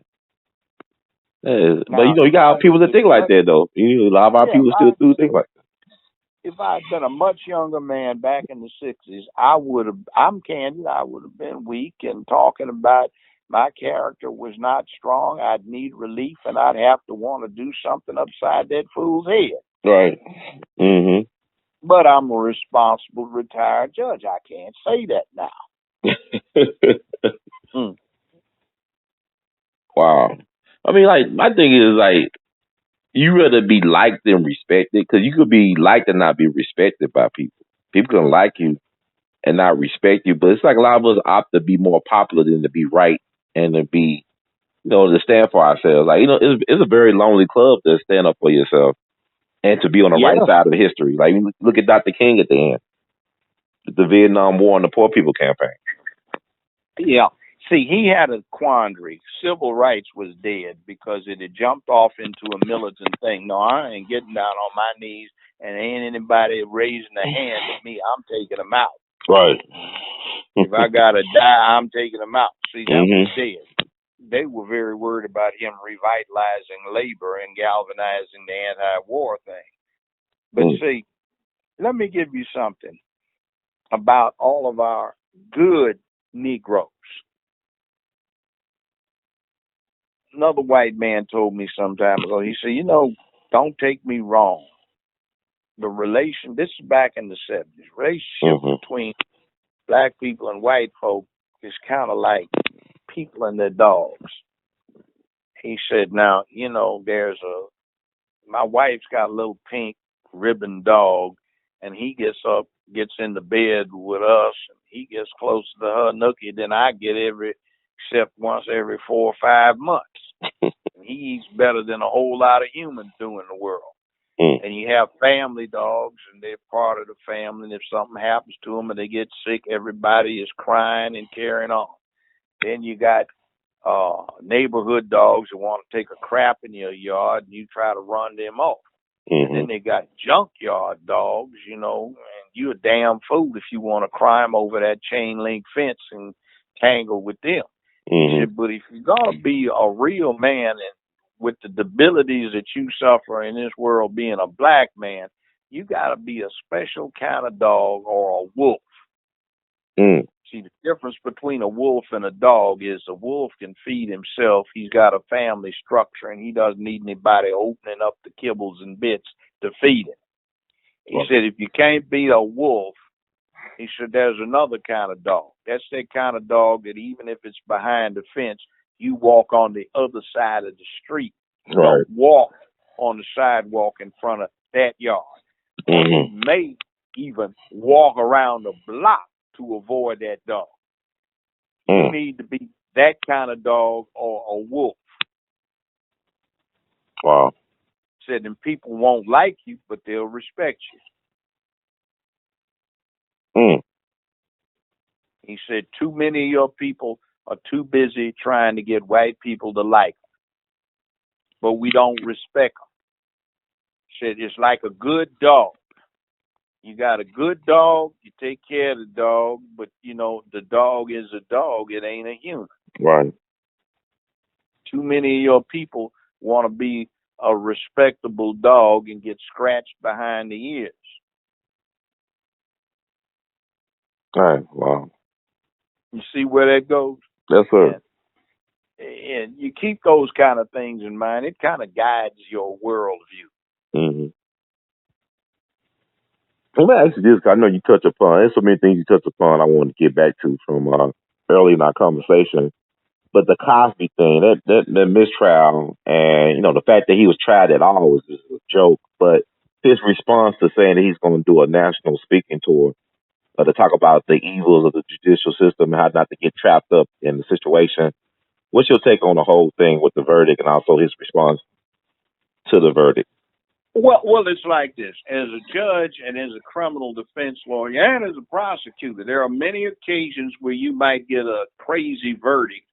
But like I just gave you that one, where they wanted to execute this 16-year-old boy years ago for capital murder. And we got 11 for guilty, 1 for not guilty. And this sister hung the jury up. And when we retried it, he was found not guilty. A lot of people got mad and were hollering about it. It was a miscarriage of justice. And then some months after that, another man confessed to the murder. Wow. See, that's why there is this thing called beyond a reasonable doubt, and in some states like Tennessee, to a moral certainty. That there is no doubt it's reasonable that the person did it. Even if you believe the person did it, that's not sufficient. If there's any doubt that you can attribute the reason that he did. And see, the other thing, I'm not there. I was not a witness to any of this stuff. I just know that there was something flaky about it, and it looks to me like that woman, I'm not holding it against her. But if you look at how pretty she used to be, and then at 42 years old, look at it now, obviously she's had a change in orientation, or at least it looks like it. Oh, so she looked differently than she does now. I mean, oh yes, I didn't know that. I got to look at her older picture then. I was wondering what was wrong with Bill Cosby. She was a hottie. Really? She turned looking something like, it's like too many put downs, and I couldn't get anything. And see, I'm not saying you don't have the right, but sometimes when that happens, you get to looking at some things that men and women do, and you feel like you've been settled upon. Right. And see, there's another thing too. Gloria Aldrich and some of her crew, they've been advocating back east for a change in the rape laws. So it isn't just forcible rape, it's rape by seduction. You know what that means? In other words, if you go out and have a nice time with your date and you get to kissing and hugging and smooching and things come off and you have sex, that's supposed to be rape too, because they want it declared rape by seduction. They want books, magazines, DVDs, CDs, songs, whatever it may be, to be labeled warning, may be erotically arousing to young women. And they say that it should be rape by seduction. In other words, if there's no force but you seduce the woman, that should be rape too. So they want to bring back prohibition then, so we can't use alcohol. Yeah. It's crazy, man. You see, and that's what's in there. And then there's this thing that's glaring everybody right in the face who doesn't understand it. This thing with Bachelor in Paradise. The woman accused the young man of sexually molesting her. She didn't realize it. It was all on tape. When they looked at the tapes, nothing. She just got happy, was walking around the pool with her top off and a scant bottom on, jumped in the water, wrapped her legs around the brother, and started pressing her boobs up against his chest. And they got the kissing and carrying on. And I guess the boyfriend found out. So now she wants to claim she was made intoxicated, and she may have been given drugs. I'm not sure. And it was wrong, and she was set upon. When you look at the tapes, hey, ain't nothing wrong happened. But you see, if it hadn't been for those tapes, nobody would have known. See, if it hadn't been for the Castile tapes, nobody would have known. If it hadn't been for the Rodney King tapes, nobody would have known. And see, I grew up in Los Angeles, and what happened to Rodney King was happening 24/7 in Los Angeles. L.A.P.D. was not nice. And what Rodney King got was ordinary, but nobody had captured it on video before. You know, I didn't know, like, until years later, there was two other people in the car with Rodney King. Were you aware of it? Yes. And one of them ended up dying crazy in a car accident not too long after that. But was you aware of at the time that there were two other people in the car with Rodney King? Yes. Yes. See, that was one of L.A.P.D.'s tricks. There are 2 or 3 black men together, 3 or 4. That one, no, not him. How about this one? No, let's get him. And then they snatched the guy out the car or out the room or off the street, put him on a wall and beat him. Dare anybody else to try to intervene to stop it. See, they're so bad, there was a guy that was eventually lieutenant governor of the state of California. His name was Mervyn Diamond. This is back in the late 60s. And 4 mostly black high schools in L.A., South Central L.A., they called it Southern League, were upset with the deficient educations they thought they were getting, so they walked out of class. So Mervyn Diamond was a state senator at the time. So I'm down there, since I'm community liaison for the BSU out at UCLA. I'm checking this out. I'm talking to State Senator Diamond. So this captain, L.A.P.D., comes up. Diamond walks over not more than 4 or 5 feet from me, introduces himself to the captain. Captain says, "Oh, Senator Diamond, let me introduce you to Lieutenant so-and-so and Sergeant such and such." Then he said, "Sergeant." Captain nodded at him. The sergeant took his nightstick out and whacked Diamond across the head and beat him to the ground, then started kicking on him. Within a year and a half, he was lieutenant governor of the state.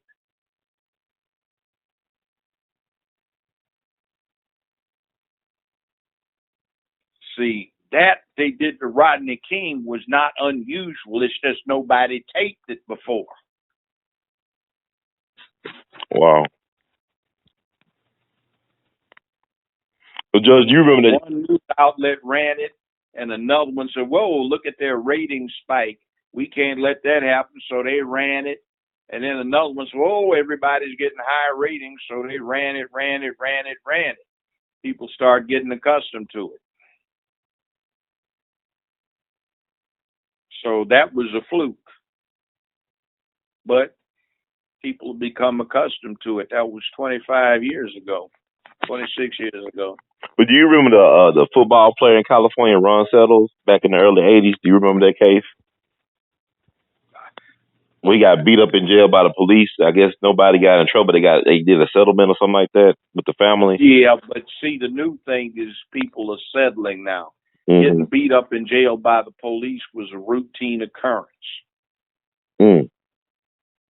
See, if you were a militant, Black Student Union, one of the community organizations, anything like that, L.A.P.D. was always picking you up and hassling you.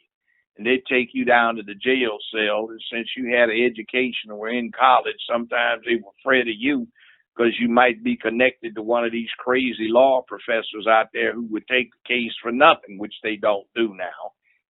But they'd just grab somebody and beat him to intimidate you, so you could see it. Oh, Big wow. sight game did run. What do you think? What you think about right now? Have you got a chance to see that Tupac movie out in the theaters? Have you seen that? All Eyes on Me. No. I know outside the movie, but I know people are now. I mean, you got the power of the internet information. They are now implying years later that the L.A.P.D. was involved in the killings of both Tupac Shakur and Notorious B.I.G. These rappers. I doubt it. You doubt it? So you don't believe in it? Like, because I'm not saying there may not have been an L.A.P.D. cop or something that was getting a cut for doing what he may have done, being muscle. But that stuff was so poisonous, and it was still a continuation of that nonsense. It produced Crips, Bloods, gangster disciples, traveling vice lords, and all that nonsense. And trying to get street cred. Yeah, I still did have L.A.P.D. people working for him as security, so that's interesting. Yeah, that's common. Nobody could get a pistol permit back in those days, so if you wanted anybody to protect you, see, you either carried it yourself, but the problem was is you were a celebrity, and the police would zero in on you. So what you would do is hire some off-duty cops. They could flash badges, and their, quote, brothers wouldn't mess with them, so you could have some protection. So everybody that was a celebrity that needed for protection hired off-duty cops. That was their little gig to make more money. See, that's how that whole thing about Dragnet got started. You know, it was like the celebrities hired cops to be their bodyguards. They got to talking to them, and a few things like that happened. See, I even had cops for bodyguards. You know, I had one guy, he was assigned, I had a armored, bulletproof 750i BMW V12, you know, and I had a private security firm, but they had off-duty cops, so I had one chauffeuring me around and another one as a bodyguard. Oh, wow. Everybody did. Everybody in L.A. Confidential. I just keep thinking about L.A. and stuff like, you know, that's the SWAT team came out of L.A. Like you talking about the police abuses. That came out of the 65 riot. Right. And that was the movie, right? Yeah, that was the movie. I looked at it yesterday. I forgot how good it was. I had to refresh my memory. It was back in the 50s. Is this the one back in the 50s? Yeah, back in the 50s. Yeah, Kevin Spacey. That's exactly like L.A.P.D. was. You see how they treated everybody? Right, the Mexicans and the black people, yeah. So it was like that for real. And probably way worse, right? No, they didn't make it worse in the movie. The movie, in my opinion, was not harsh enough. That's what I was saying. Like, I agree with you. Like, it was way worse in real life than it actually portrayed on the film. Yeah, but I definitely agree with that. That's the closest thing I've ever seen to portraying real L.A.P.D. See, they were out of control. You saw that part in the movie where they actually threatened to drop the DA out of the office building. Right. So they did their type of strong arming for real. See, L.A.P.D. ran City Hall, not the other way around. Wow. Man, that's crazy, man. This is interest. I'm just saying, like, the abuses of power in this country. That is it possible that these people can conspire to kill celebrities or people like a rapper? I mean, is it possible that you had? Oh, they can, but you have to understand. See, here's the thing. Mm-hmm. What is done routinely by Hollywood executives, producers, directors, and people in the Hollywood industry are associated with it. Routinely done, backstabbing people and then grinning at them, Mm-hmm. would, in most corridors of power, in most other places in the country, get you killed. Mm. And see, the habits that come about on that, they lead over into gangsterism when you get a little bit away from that Hollywood nonsense where they're insulated and they feel they can do that trashy, filthy stuff to each other or other people with no consequences.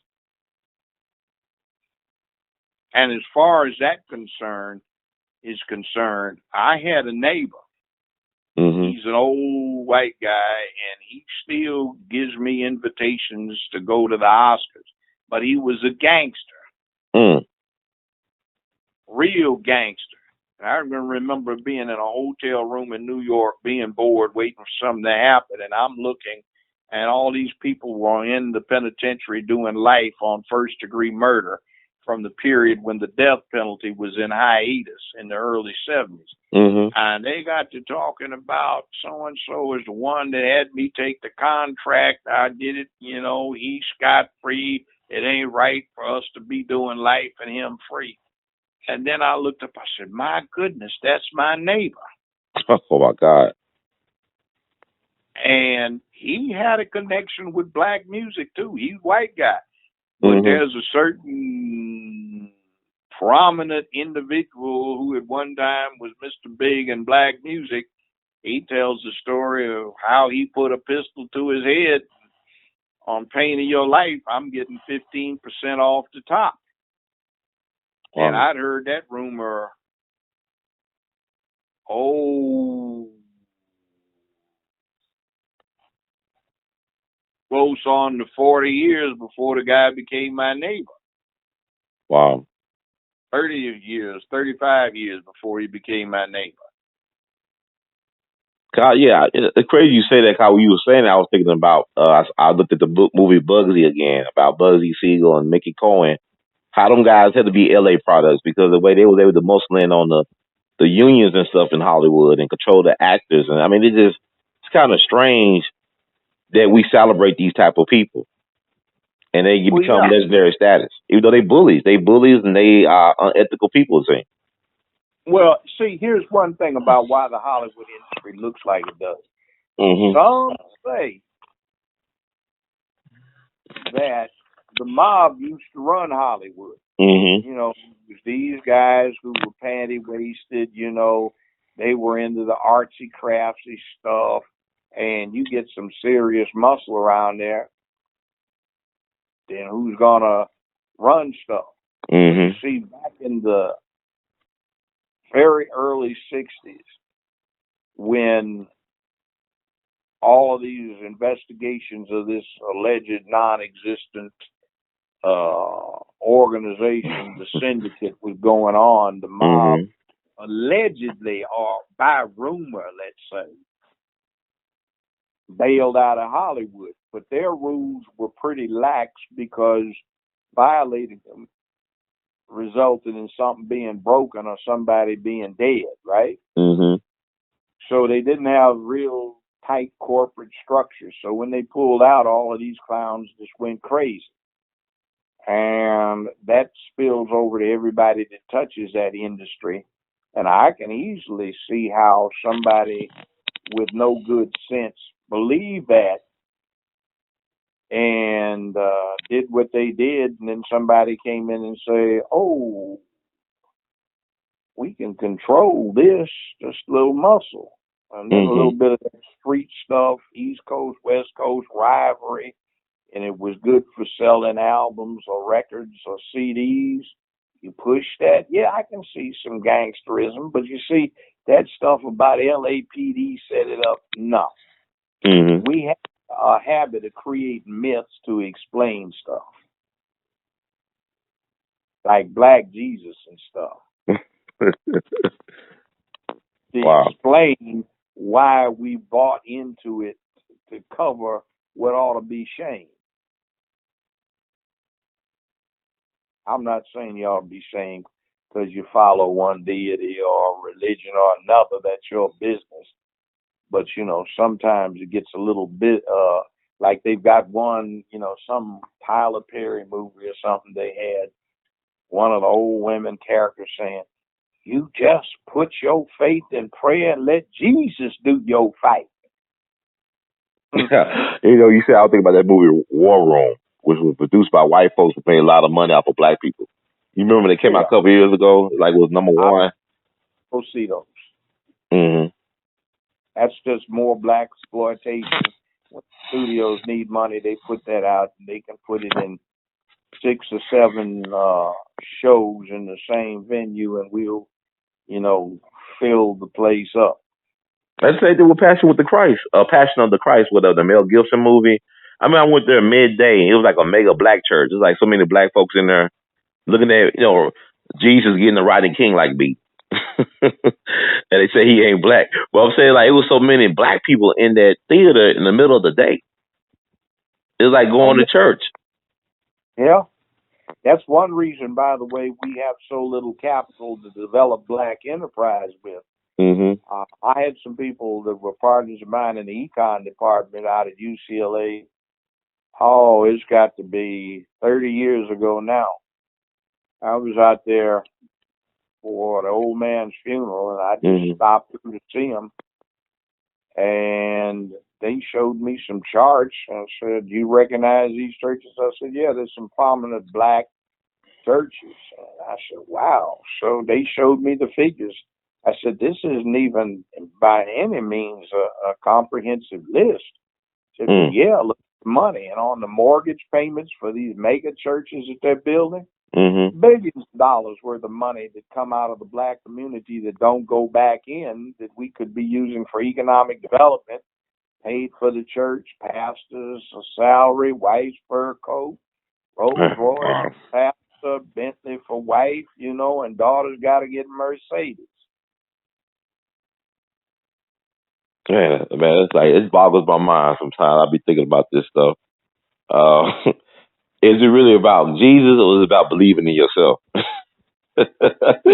People think are we misdirecting our energy? Let's put it this way. The one individual I know is me, so I tend to work on I believe in me. Right.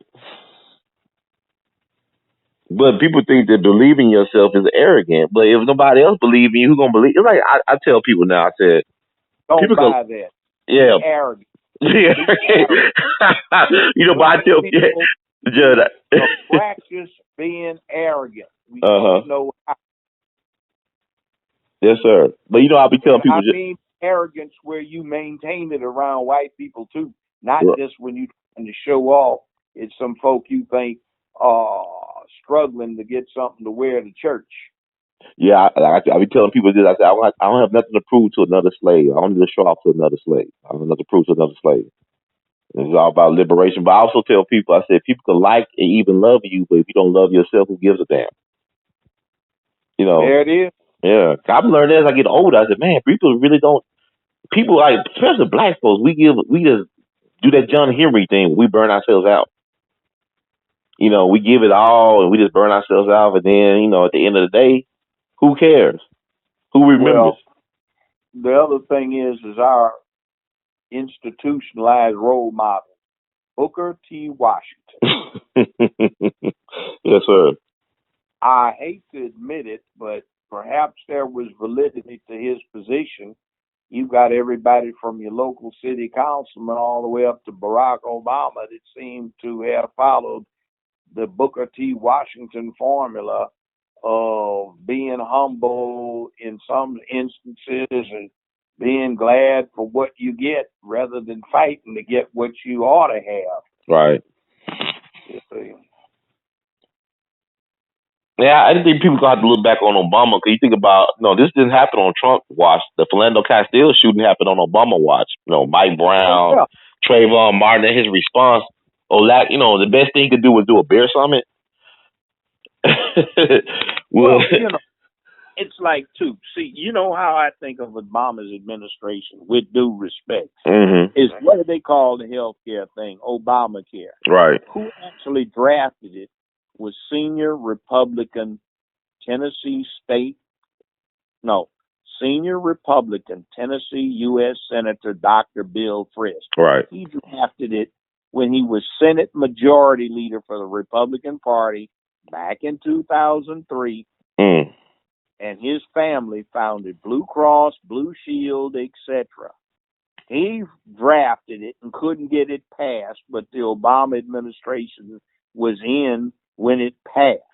They call it Obamacare, but it is Frist Care, and it is a Republican bill. And actually, it doesn't do what it ought to have done for a lot of people, and it's a sop to the insurance companies.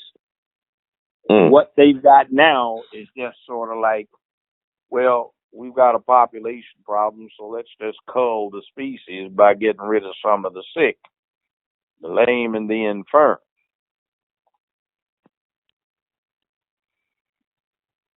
So, wow, we whoopee. And I always say this with due respect again. I'm glad we had somebody that looked like us in the White House.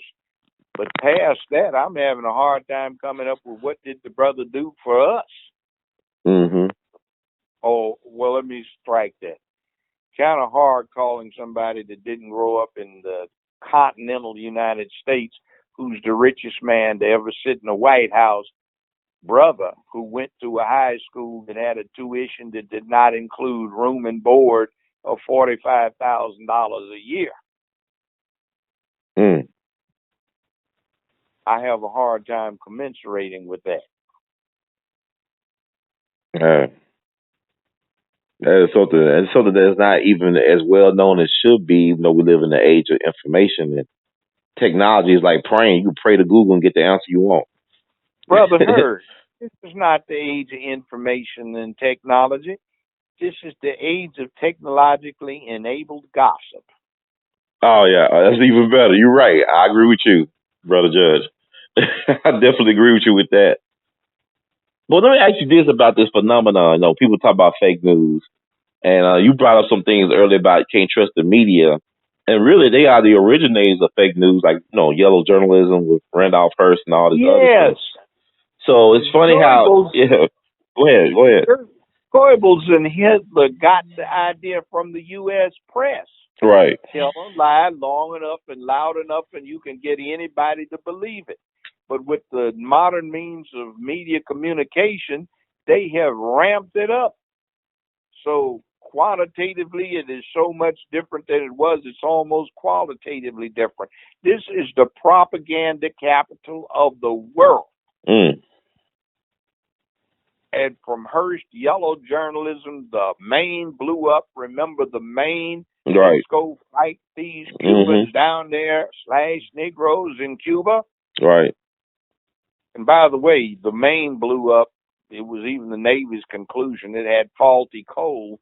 And in those days, it was the second steel battleship that the Navy had built.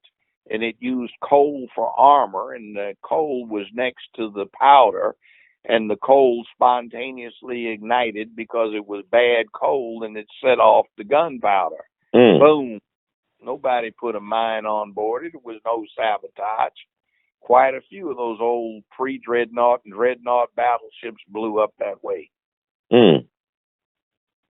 Wow. But then they still fought the war on a lie, right? They fought on a lie. And it was on a lie. Yeah. Tell me, you talk about manifest destiny. Is it like Zionism, so to speak? Is it the same thing almost? No, in other words, manifest destiny was the United States has started off small, gotten bigger through one means or another, and now its manifest destiny was to take up the white man's burden in the world. I can remember that one American battleship had some really weirdly designed gun ports, and one admiral called it, quote, a disgrace to the white race. That's how he could characterize a design flaw. Teddy Roosevelt, after whom they have named the teddy bear, was a racist. His favorite uncle was one of the most incorrigible Southern sympathizers, aiders, and abettors who would not take the oath of allegiance and stayed gone in Europe until he died and would periodically sneak back into the country. Wow.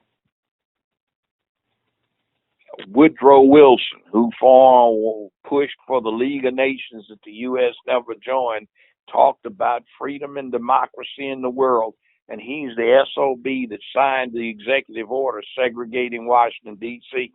And officially segregating the Navy. Wow. A professor in college from Virginia. Now, you also governor of New Jersey, right? Was he governor of New Jersey too? Woodrow Wilson? Virginia. I know you're from Virginia. Like, was he governor of New Jersey? He was a college professor down in Virginia, and then he got elected president. He was a Democrat. The Democrats were that day's Republicans. Which is funny. Yeah, I'm about to say that. They've got an organization in this area called the Lincoln Republicans. And if you go to one of the things or drop by the campaign or something, it's all white. And they don't even realize that it was started by black people. Almost every black person in Memphis that voted was a Republican at one time. Right. That's true. Wow. Lincoln Republican. And I want to ask you this as well, too. I think it's interesting. Like, Donald Trump really popularized the phrase fake news, and he basically exposed these corporate news entities for what they were, and then now they're doing payback on him now. But how do you view the CoMEy testimony from an FBI director? What's your take on that and the fallout from that? I can say two words. So what? That makes sense. That's pretty much on point. In other words, it's nothing but salacious gossip.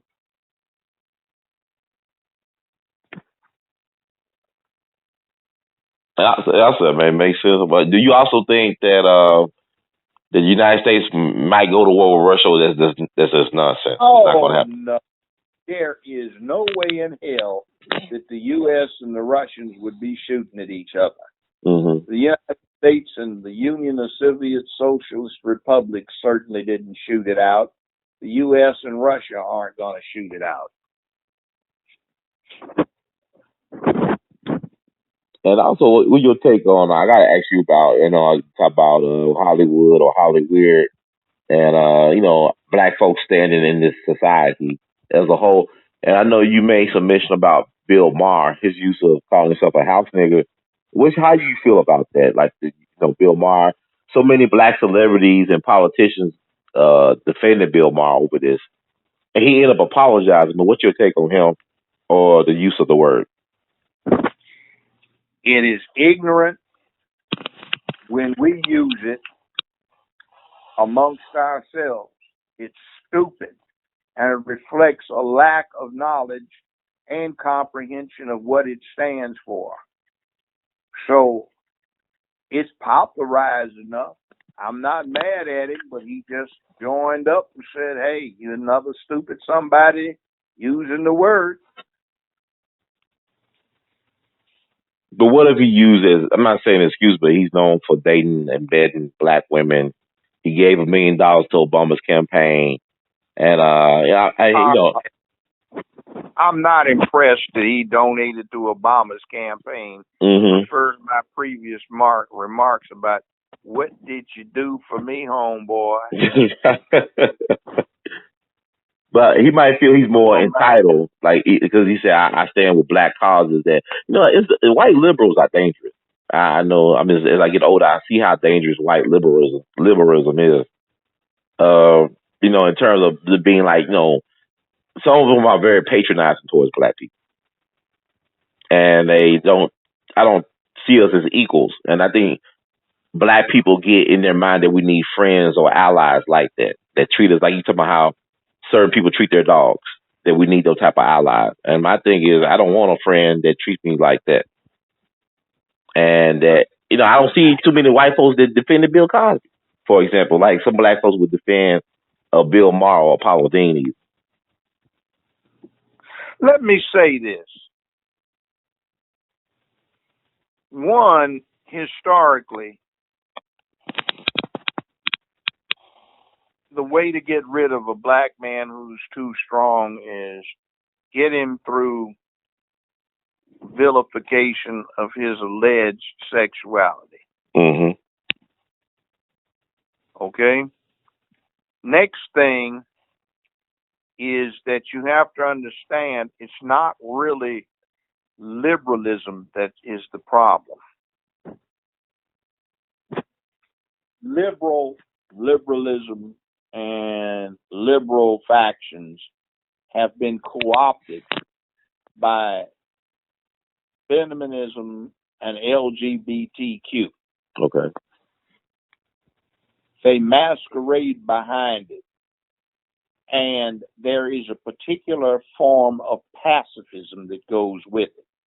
And people have confused that feminist pacified conduct, worldview, and advocacy with liberalism. It's not.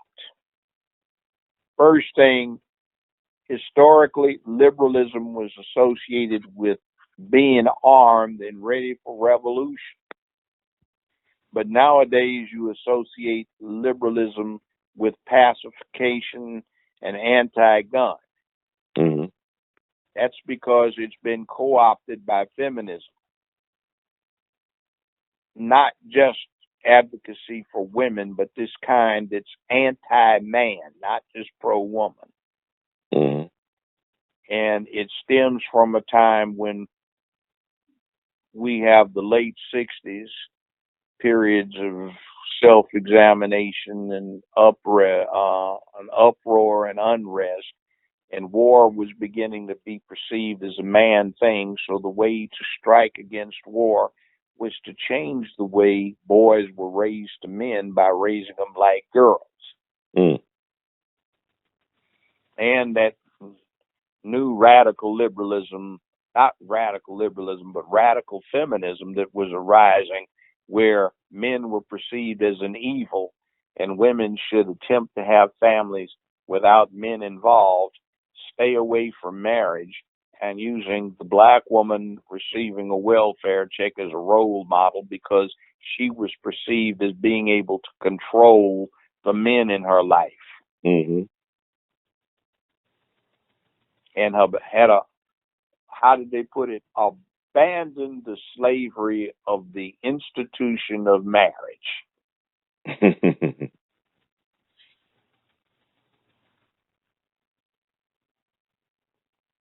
Wow. See, it's the big lie. Mm-hmm. Getting on that, there are these things.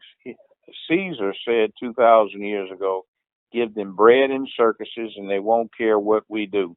In other words, keep them fed, keep them entertained, and they won't care what the guys that run things do. Right. Machiavelli broke it down as to what the Republican rank and file goes for.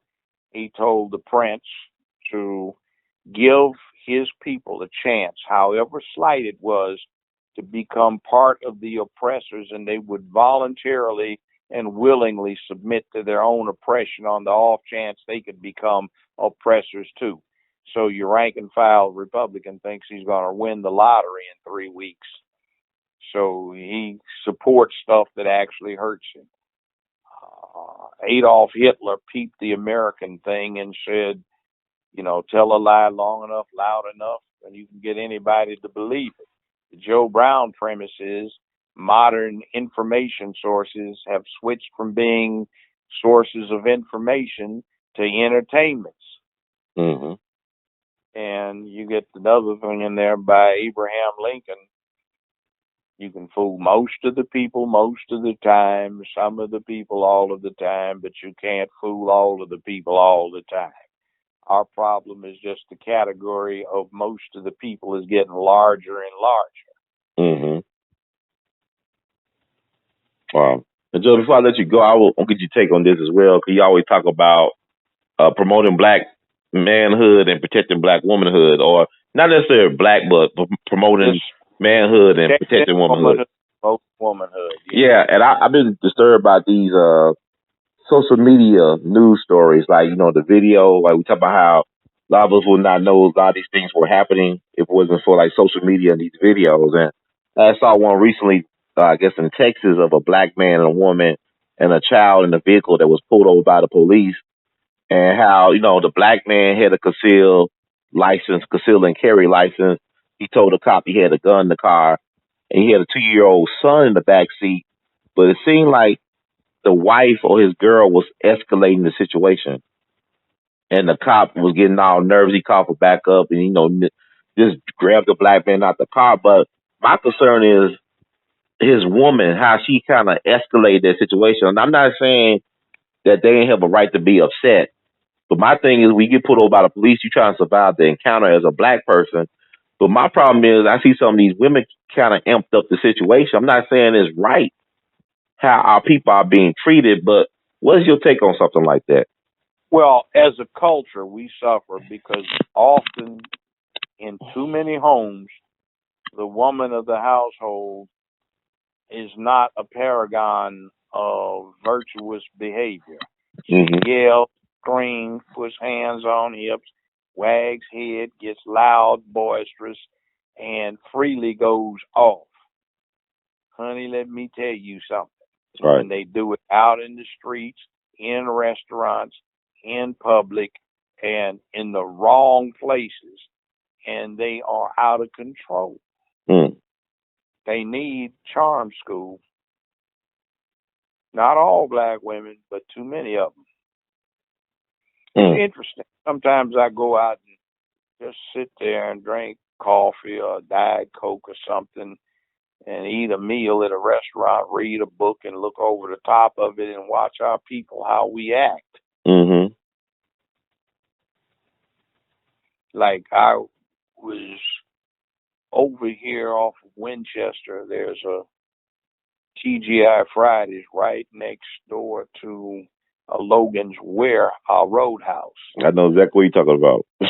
And it was late. I wanted to get something to eat, so I come up and all of these police out in front of TGI Fridays and cops standing around and the blue lights on. And when I found out what happened, there were like 11 or 12 people at a table, and it says clear as day when you walk in on parties of 8 or more, 15 or 18% gratuity will be added. Right. So some sister had gone off and created all this confusion, getting loud. I could hear her when I was walking up out of the door. She was so loud about where did this extra, whatever, say arbitrary figure, $2 come from? Oh, Lord.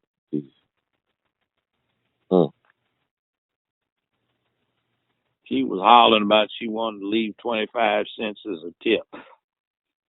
But they let you know in advance, hey, you guys, we gotta learn how to follow the rules sometimes on certain things.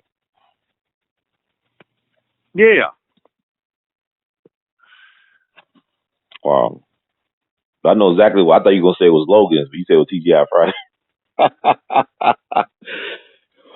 Wow. Oh man. Well, Judge, I want to thank you so much for spending so much of your time with us tonight to share your wisdom and knowledge. Because, like I said before, people I really truly follow you. Like I go to Alamo, Tennessee, or St. Louis, Missouri, or out in California, or in Brooklyn, New York. People always asking about, what the judge think about this and that. And they're very grateful for your service to your community and for being that voice for us in this hour of darkness in the wilderness, as it seems, being that light of truth. So thank you so much, Judge, and we appreciate you. And in the words of great to God, we love you madly.